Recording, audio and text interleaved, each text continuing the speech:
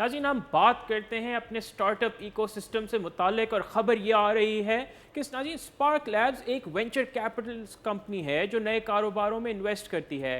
इस कंपनी को open AI और एंथ्रोपिक जैसी बड़ी एआई कंपनीज़ में इन्वेस्ट करने के लिए जाना जाता है, लेकिन वो बहुत सी छोटी कंपनीज़ की भी मदद करती है जिनके बारे में शायद आप नहीं जानते। मंगल को स्पार्क लैब्स ने कहा कि वो $50 मिलियन का नया फंड शुरू कर रहे हैं। एआई अब कुछ सालों से एक बहुत बड़ा ग्लोबल बिजनेस बन चुका है।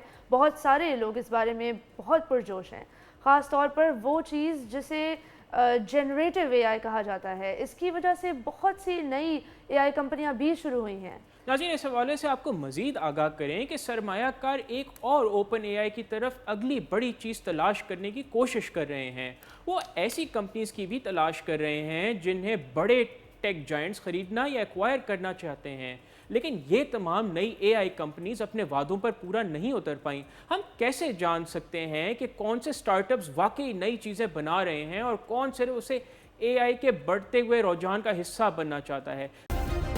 सब्सक्राइब करें और बेल दबाएं ताकि कोई खबर रह न जाए।